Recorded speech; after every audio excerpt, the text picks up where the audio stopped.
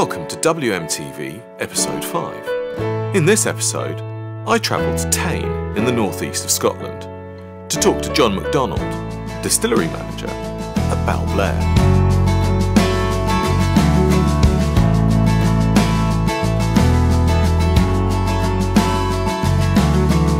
Thank you, John, for inviting me here to Balblair Distillery and giving me such a warm welcome. I'd like to talk a little bit about the history of the distillery to begin with, because it hasn't always been as healthy as it is today, has it? No.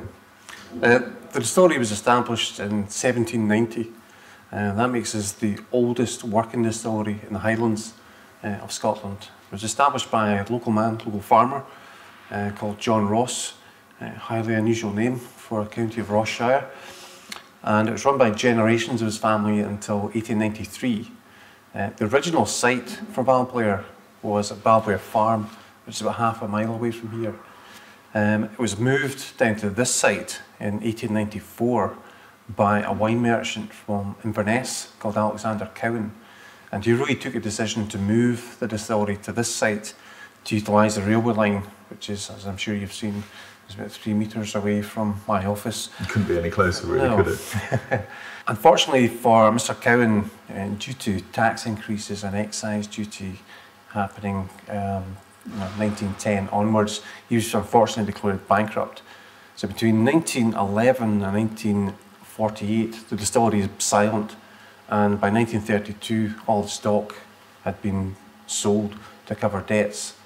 And it wasn't until quite an ambitious solicitor from Banff near Aberdeen called Robert Cummings bought the distillery, and he really revitalised it, and he had production running to his immense credit. In 1949 he had spirit running through the safes again, and he ran it very successfully until 1970. By that time he was becoming quite elderly, and he had nobody really to follow in his footsteps. So he sold the distillery to Hiram Walker, who then became Allied Distillers. In 1996, Allied Distillers took a decision to sell Balblair to Inverhouse Distillers. And that's kind of where we are at the moment. However, in 2001, Inverhouse Distillers as a group was purchased by a company from Thailand, Thai Bev, which now goes under the title International Beverages.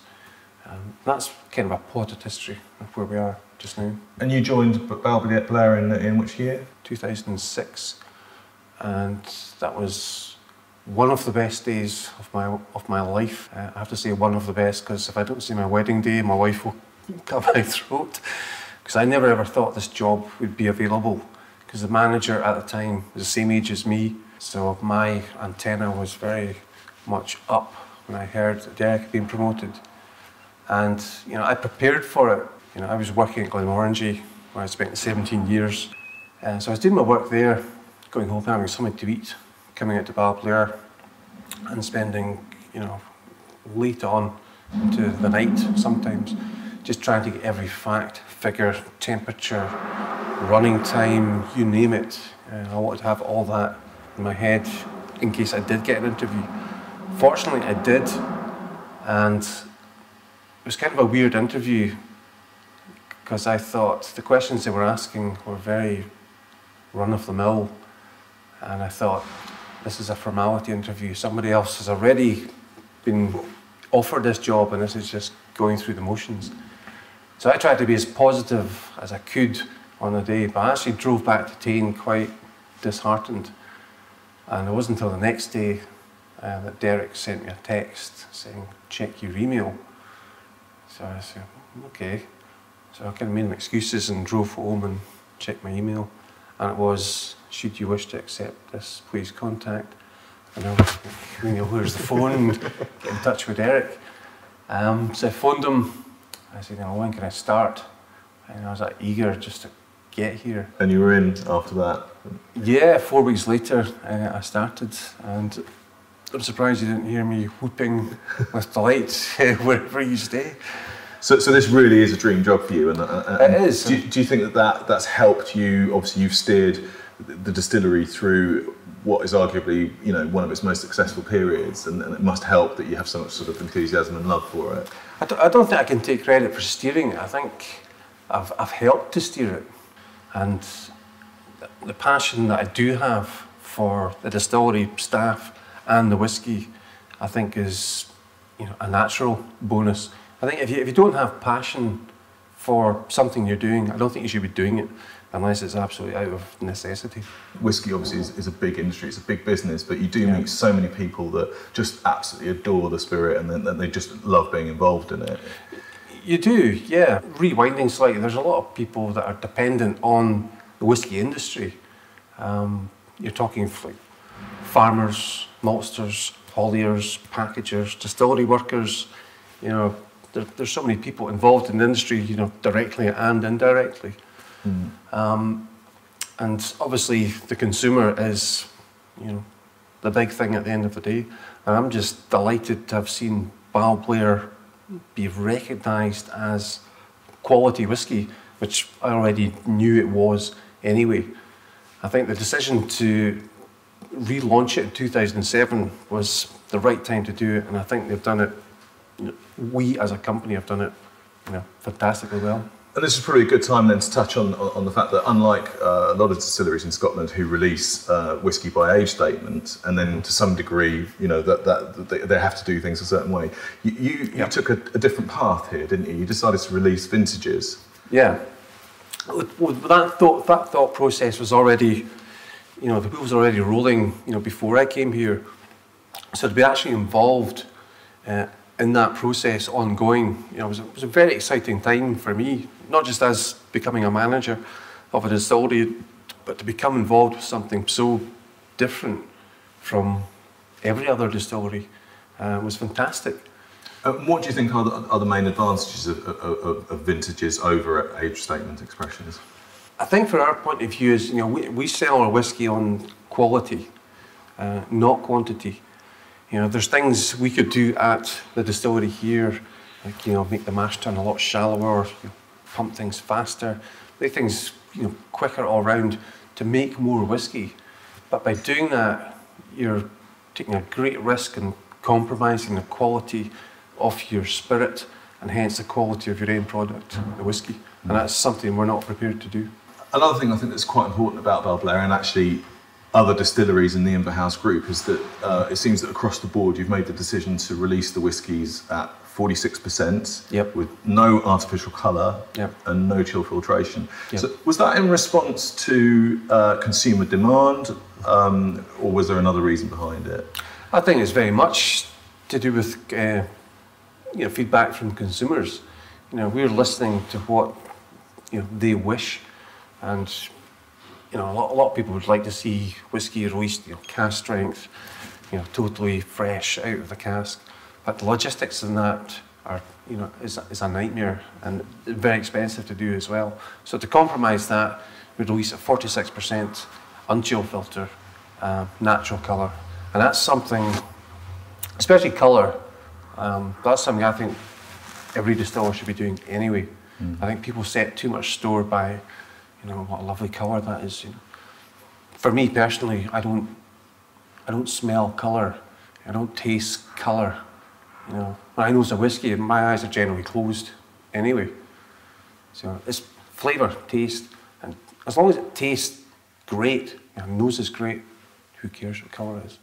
One of the things that I sort of picked up from talking to people here at the distillery is that Balblair is a brand which is on the up. It's obviously ambitious. You know, you're moving into new international markets, but at the same time, I get the sense that you're also fiercely protective of the quality of the spirit, and you don't want to overproduce or overextend yourselves. Does that create a tension for you? It's difficult to manage because we're a very small distillery. We're only 2 stills here. The maximum we can produce in a year is less than 2 million litres.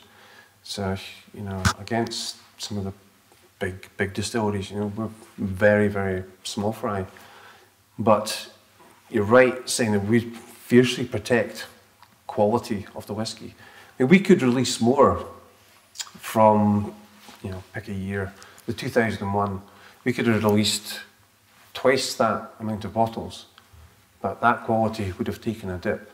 and that's something we won't compromise on. You've got a new batch of releases due out over the next, I don't know how many months, I'm sure you'll tell me, but we were fortunate enough to have a little tasting earlier on, and one of the things that astonished me was the difference between the 2001 and 2002. Yeah.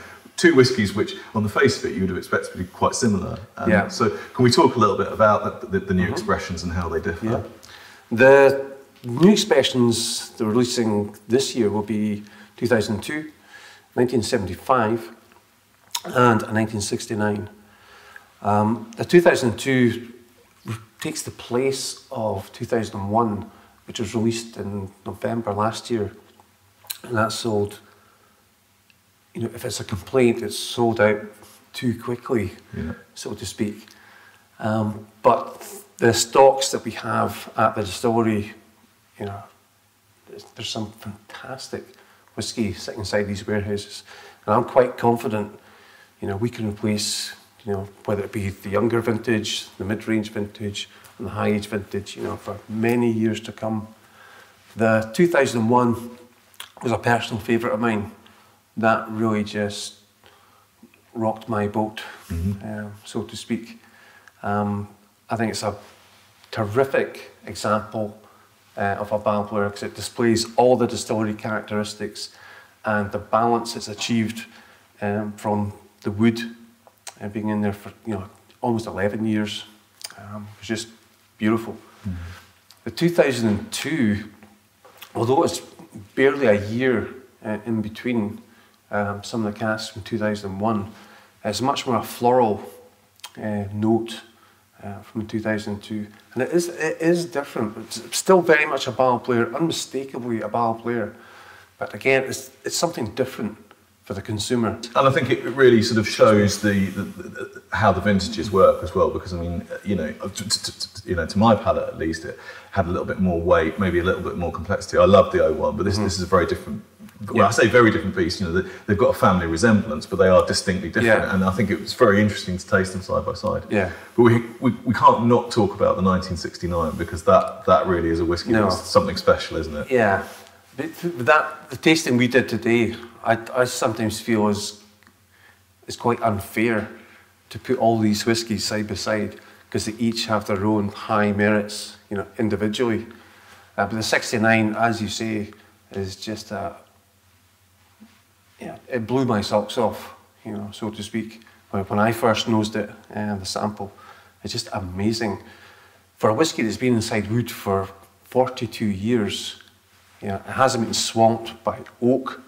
Everything's in perfect harmony, and it's just, you know, so complex, you know, and everything's in balance, and there's nothing outweighing each other.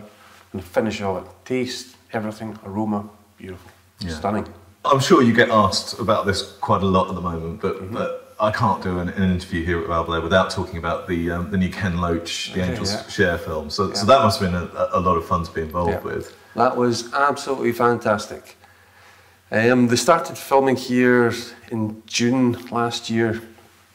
Michael Higson, the location manager, he first came up by himself and he had to look around and he was very impressed, which is obvious. You know, the location of the distillery is fabulous. He was very impressed, so he actually phoned Ken Loach that day and he came up the following week, and I think they made the decision on the day, and this is it. Plus, we were eager to have them here, and I'm not just saying that from it's a good chance to get exposure or something like that. You know, obviously we're going to get that, you know, we have gotten that. But just to have, you know, someone of Ken Loach's stature, you know, filming, you know, in your own backyard, you know, that's fascinating to me because I mean I really admire the guy. I always have done, and I have followed his films throughout the years. And it's not just his films as I admire, but I admire the person as well. And I think the film he's made, The Angels Share, you know, along with Paul Lafferty, who doesn't get half the mention that Ken Loach does. I mean, he wrote it. You know, he wrote the screenplay for it. I think it's fantastic. Good fun film. And it handles the subject of whiskey really well. And as you say, I'm sure it's great exposure for Balblair. But I think I think it's great exposure for whisky as a sector, isn't it? I mean, it couldn't have come at a better time. It couldn't, no. You know, especially for the home market, which is something I think has been, I don't know if neglected is the right word, but not as much weight put behind it as, say, other emerging markets have. The amount of people that I know that are not whisky drinkers, you know, locals and further afield, have been to see the film, that now have an interest in whisky because of that storyline. You know, it's a benefit to the whole industry, you know, not just us. Yeah. So, on a final note, what's next for Balblair?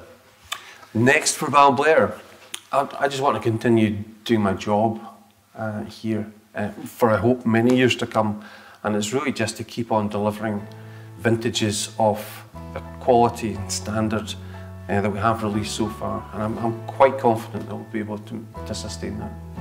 Well, thank you very much for your warm welcome, and thank you for giving me your time today. My pleasure. And best of luck with the continuing Balblair adventure. Thank you.